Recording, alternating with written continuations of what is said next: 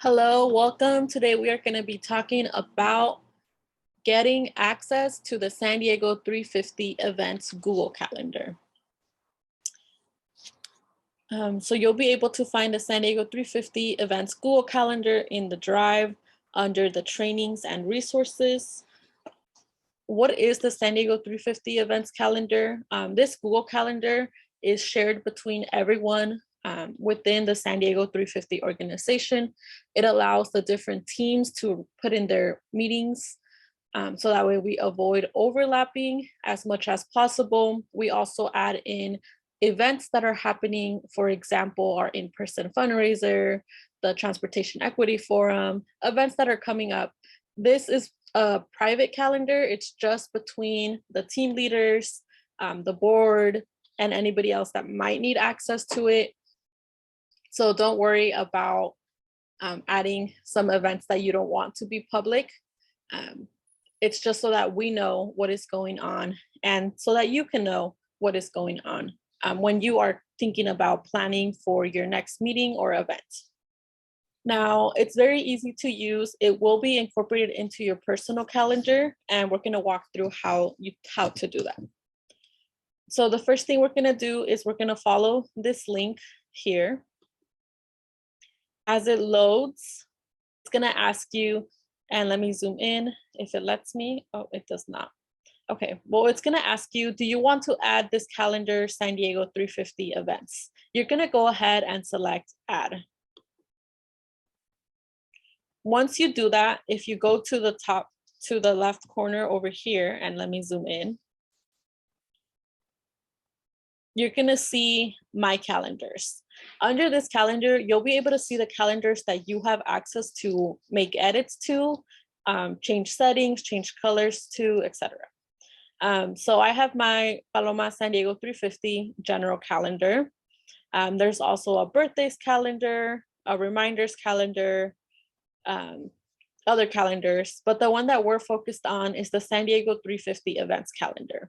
As you can tell, there's different colors. My personal is the dark green, and the events calendar here is showing as pink. And you can go ahead and change settings. If you go to the three dots here, you can display only this calendar. So it'll only show you what's going on with that calendar. You can hide it from your list, which I don't recommend you do. So that way you can access it really quickly. And you can change the colors, right? For example, let's say my personal calendar already shows as pink, then I would maybe change it to blue or green or pink. I don't know, up to you, whatever color you want to change it, but you can change that there. You can also turn it on and turn it off, right? So here I can turn on my personal calendar and I can turn on the events. And if you look at your whole calendar, you'll be able to see that you have your personal meetings and events, and then you also have the events calendar. And here it is helpful because let's say, for example, I wanted to plan next week a meeting between, let's say next week, I wanted to host a meeting for a new group that I am starting, and this is the monthly newsletter committee. And we were planning on having it on a Wednesday night on that third Wednesday, the 16th. But if I go to this calendar, I can see that there's already a lot of meetings happening on the evenings.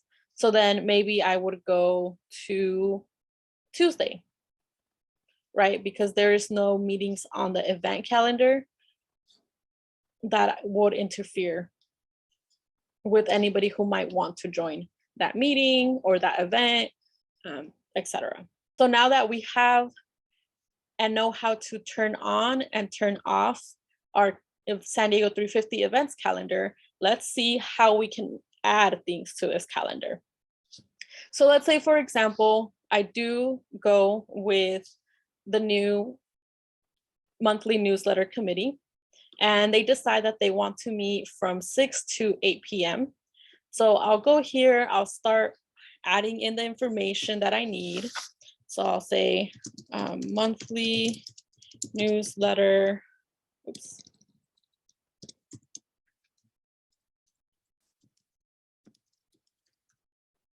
Meeting, right? I'll start saying that it happens and I'll go to the more options. I'll start working on it, saying that it repeats every like monthly on the third Tuesday. I'll add in my information. I'll make it a Zoom meeting, right? Here, it automatically fills out the Zoom meeting and says San Diego 350 is inviting you. I'll invite a guest, for example, Lorenzo, and whoever else I need to invite into this meeting. I'll make sure that I have some notifications on, the time is correct. It is repeating for every third Tuesday. Great, everything that I need is set up. Now, instead of saving it and leaving it on my own calendar, I would go to this calendar button here. And let me go ahead and zoom in for you, right? So I'm gonna go ahead and zoom in right under the notifications. It says Paloma San Diego 350, which is, we identified the name of my general calendar. If we select it, it gives me the option to choose one of the other calendars that I have. So I would go from making an event on my personal calendar, Paloma San Diego 350, to making an event under San Diego 350 Events here.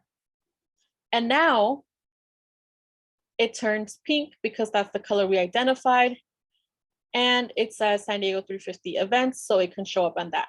Now, if you notice what happened, the second I changed it from my own event to the San Diego 350 event, it added my name as a guest here so that it can show up on my personal calendar too, in case I have that other calendar turned off.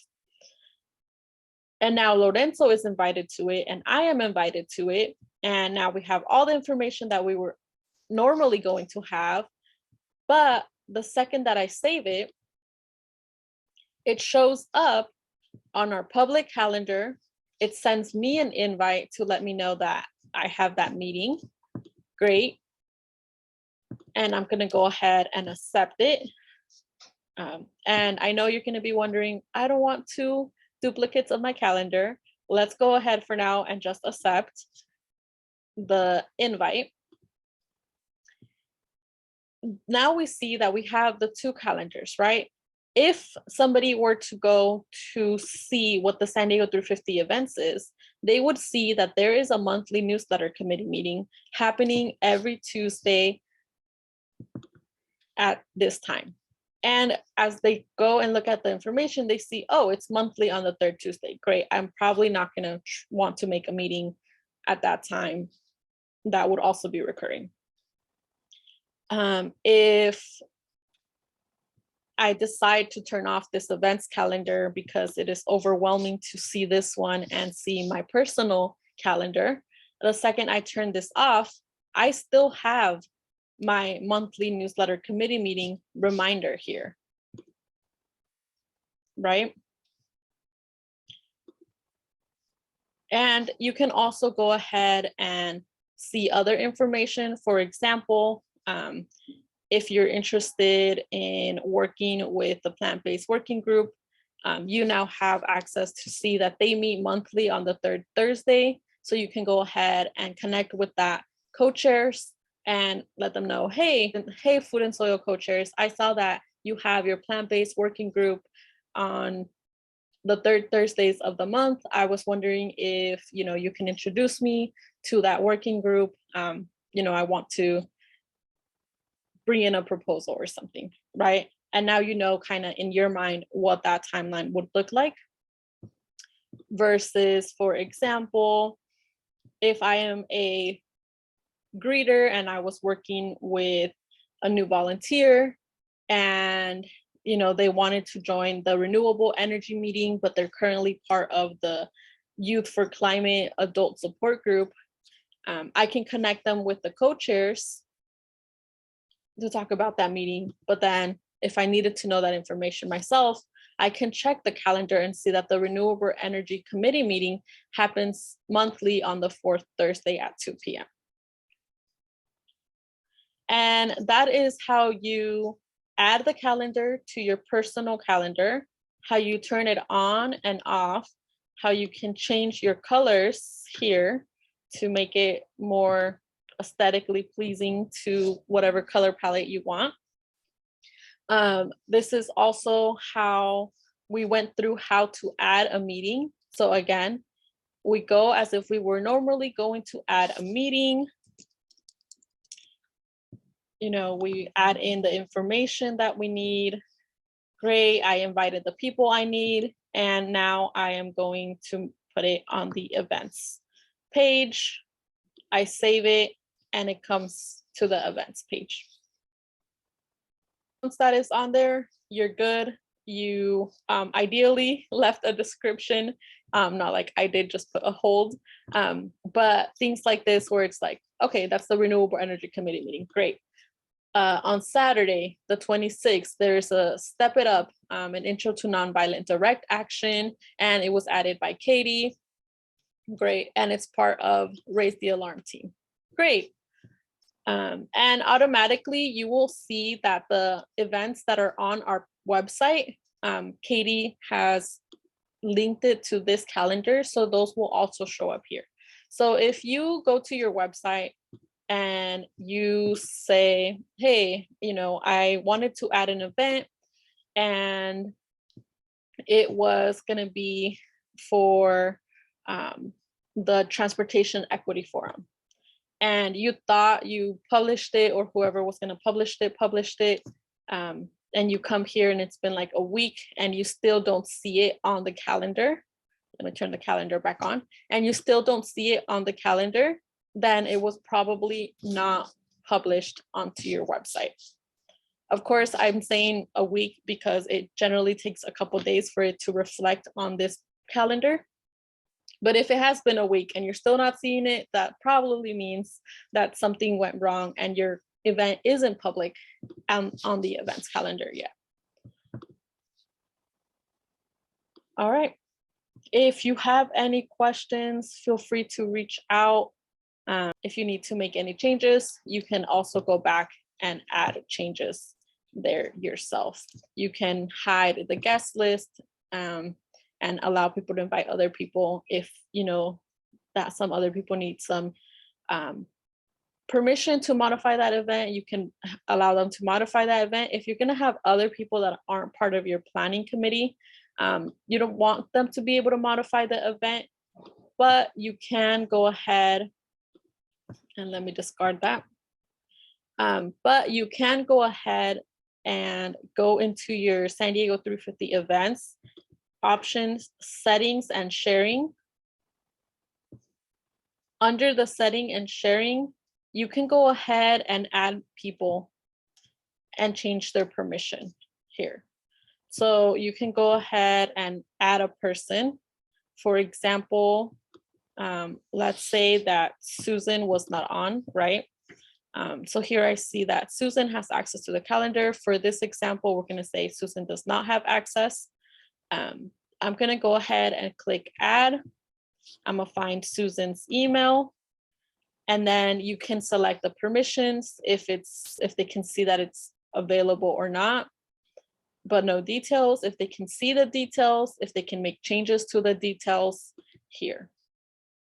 And that's the one we want, right? That they can make changes to the events and that they can add events. So you would go ahead and click send. And now Susan has access to this San Diego 350 events calendar without making the other event accessible for those that do not have permission to make changes. All right. And to go back there, you just go to the top left corner arrow, and it takes you back to the page that you were on.